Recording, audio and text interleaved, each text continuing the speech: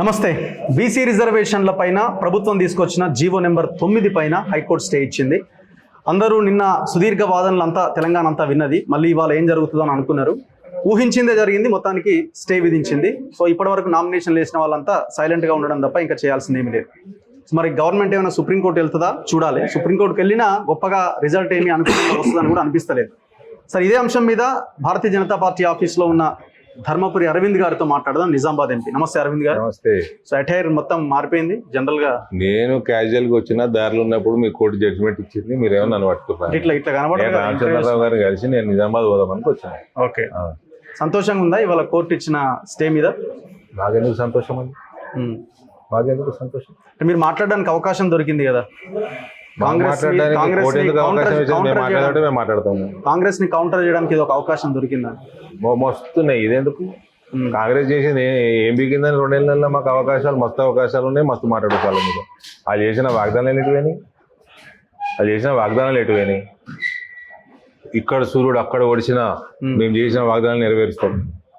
ఈ సంపన్న రాష్ట్రం, ఆదాయం పెంచుతాం, తెచ్చి మేమందరం ప్రజలకు పెడతాం అని అన్నోడు ఎలక్షన్లు కాగానే నేను బిచ్చపోని, నాకు బిచ్చం ఎత్తలేవు బ్యాంకులు, నేను బ్యాంకుల దగ్గరకు పోతే నేను చెప్పులు ఎత్తుకపోయేటోని లెక్క చూస్తుంది నన్ను బ్యాంకులు అంటుండ్రు రేవంత్. ఇది ఒకటి కప్పిపుచ్చుకొని, ఇంకోటి కాళేశ్వరంలో 2 ఏళ్ళు టైంపాస్ చేసి నువ్వు వేసుకున్న కమిటీ కదా రిపోర్ట్ ఇచ్చిందా, అలా దొంగలు అని పెద్దగా హైలైట్ చేసి పెట్టింది కదా, బోల్డ్ లెటర్స్ రాసిచ్చారు కదా, చదిరాదా? యాక్షన్ తీసుకోలే. సిబిఐకి ఇచ్చింది కదా. సిబిఐ ఏంటికి ఇచ్చినావా? 2 ఏళ్ళకి ఏంటివి? నువ్వేం చేసినావు? ఇప్పుడు నువ్వెందుకు యాక్షన్ తీసుకోలే? నువ్వు ఈ కార్ అనుకుంటా ఈ కార్ని బేకార్ ఎందుకు చేస్తున్నావు? కేటీఆర్ మీద ఎందుకు యాక్షన్ తీసుకోలే? నువ్వు ఫోన్ ట్యాపింగ్ కేసులలో ఏం చేస్తున్నావు? గడివెడుతున్నావా? పోలీస్ ఆఫీసర్ల మీద కూడా ఏమనకపోతే నువ్వు. అవు రఘుబాయ్, కవిత గారు ఎప్పుడు రిజైన్ చేసిరండి? ఏంటది ఆల్మోస్ట్ 1.5 మంత్ అయిపోయింది. అయింది కదా. స్పీకర్ ఫార్మాట్ ఇవ్వలేదా? స్పీకర్ ఫార్మాట్ ఇచ్చింది కదా. ఎందుకు యాక్సెప్ట్ చేస్తలేదు? స్పీకర్ చైర్మన్ పరిధిలోని అంశం కదా అది. ఎమ్మెల్సీ చైర్మన్ ఏ శాసన మండలి ఏ పార్టీ? పార్టీలు ఉండే కదా చైర్మన్. సరే ఉండే కానీ ఆయన అయింటాడు కదా ఏదో పార్టీకి వెళ్ళి. గియర్ని ఆ రోజులని వీకినే కేసీఆర్ నా బొందబెట్టిండు. అంతటా కేసీఆర్ మొత్తం రాజకీయ వ్యవస్థని నాశనం చేసిండు కేసీఆర్.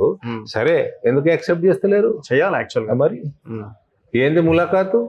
అరెస్టులు ఎందుకు ఇస్తలేవు? ములాఖాతేనా ఇది? ములాఖాత్. నువ్వు ఎందుకు అరెస్ట్ చేస్తలేవు? నువ్వు వేసిన కమిటీ దొంగ అన్నాక నీకు చేతనైతలేదా? నీ కాళ్ళు అనుకుతున్నాయా కేసీఆర్ అరెస్ట్ చేయనీకే? ఈ కార్ రేస్ ఏమైంది? సంతోషరావు జిఎస్టీ స్కామ్ ఏమైంది? టానిక్లా అంటే కదా నువ్వు అపోజిషన్ ఉన్నప్పుడు అల్లే హరీష్ ఏదో అన్నాడు పాల వ్యాపారం చేస్తున్నాను. ఏమైంది? ఏంది ములాఖాత్? మరి రిజిగ్నేషన్ యాక్సెప్ట్ చేసుకోనికే చెప్పు. ఆయన మంచి ఫుట్బాల్ ఇవన్నీ పక్కన పెడతానికి, ఇవన్నీ డైవర్ట్ చేసుకోవడానికి బీసీల ఆత్మగౌరవంతో ఆడుతున్న ఆట రేవంత్. 80 ఏళ్ళల్లా నీకు ఒక్కటి దొరకలేదు ఆయన నీ పార్టీకి ముఖ్యమంత్రి చేయడానికి?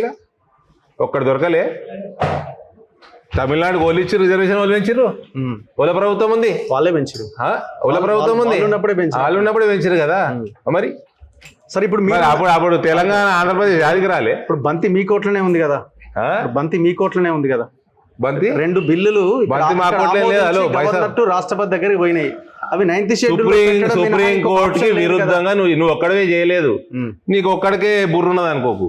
బీహార్ అనుకున్నది, మహారాష్ట్ర అనుకున్నది, కర్ణాటకలో మీకే శివాట్లు పడ్డాయి, అన్ని పడ్డాయి. సుప్రీంకోర్టుకి విరుద్ధంగా పోయి బంతి మీ కోర్టులు ఉన్నది అంటే బంతి సుప్రీంకోర్టులో ఉన్నది. పోయి తెచ్చుకోపోవడా ఆట ఆడిపో. 9th షెడ్యూల్లో పెడితే అయిపోద్ది కదా. 9th షెడ్యూల్లో సుప్రీంకోర్టు 50% దాటొద్దని జడ్జిమెంట్ ఇచ్చిందా? నువ్వైనా మాట్లాడినా ఎవరితోటనా? ఢిల్లీలో ధర్నా చేశారు కదా మీరు, చేయాలి 9th షెడ్యూల్లో పెట్టాలని. మీకు సెగ దాకేటట్టు సుప్రీంకోర్టుకి విరుద్ధంగా నువ్వేదో తెచ్చుకున్నావు. నువ్వే తెచ్చుకోలే, చాలా రాష్ట్రాలు తెచ్చుకున్నాయి, అవన్నీ ఆగినాయి. నీకు చేతన కాలే, జయలలితకు చేతనైంది, చేసుకో. నరేంద్ర మోడీ నువ్వే మాట్లాడుతావా? అరే మోదీ మీద యుద్ధం చేయాలంటే ఏం చేయాలి?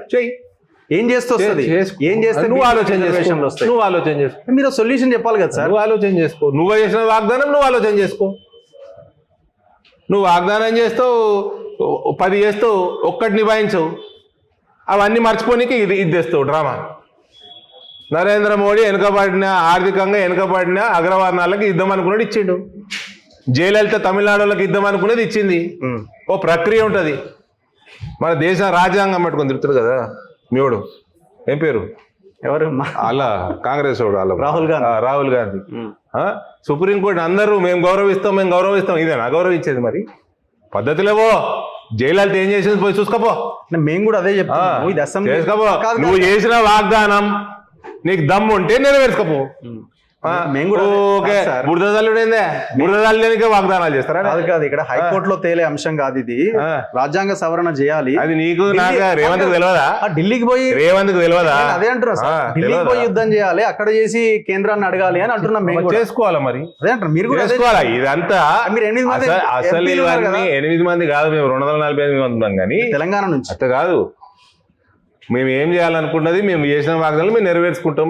నువ్వు చేసుకున్న వాగ్దానం నువ్వు నెరవేర్చుకోయా. రిజర్వేషన్లు ఇవ్వాలి అని అంటున్నారా? మీ పార్టీ ఏమని మేమేం డిసైడ్ చేయలేదు. 42% మేము ఏం డిసైడ్ చేసామో అన్ని నిలబెట్టుకున్నాం. 42% మేము ఏం డిసైడ్ చేసుకున్నామో అన్ని నిలబెట్టుకున్నాము. నువ్వు డిసైడ్ చేసుకుంది నువ్వు నిలబెట్టుకో. నువ్వు డిసైడ్ చేసుకుంది ఏది నిలబెట్టుకోకపోతే ఇక్కడ నువ్వు చేసిన వాగ్దానాలు ఒక్కటి నిలబెట్టకపోతే అసెంబ్లీలో రాష్ట్ర అసెంబ్లీలో మీ పార్టీ కూడా మద్దతు నీకు తెలియదా? మీకు తెలియదా? సుప్రీంకోర్టులో ఏం జడ్జ్మెంట్ ఉంది తెలియదా? 50% క్యాప్ దాటొద్దని అయిపోయింది కదా. అది ఏం మొల్లినాడే చెప్తాడు కదా దేశంలో. రాజ్యాంగ సవరణ చేస్తే అవుతుంది అని అంటున్నారు. రాజ్యాంగ సవరణ మరి ఏం బీకిండ్రు మీరు? 80 ఏళ్ళ ఎన్ని ఏళ్ళు ఉన్నారు మీరు? 78 ఏళ్ళ ప్రవర్లా ఏం బీకిండ్రు అంటున్నా? వాళ్ళు ఓడగొట్టిరు అందుకే జనం. వాళ్ళు ఓడగొట్టిరు అందుకే. సరే జనం డిసైడ్ చేస్తారు. నువ్వెవరు?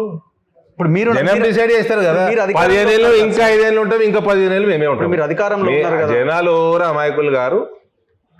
అమాయకులు గారు. మేము ఏం జనాలకు చెప్తామో మేము అది చేస్తాం. జనాలు నోట్లు అడుగుతాం, వాళ్ళు మాకు వేస్తారు. అది నువ్వు చూపెట్టు నీ ఛానల్లో.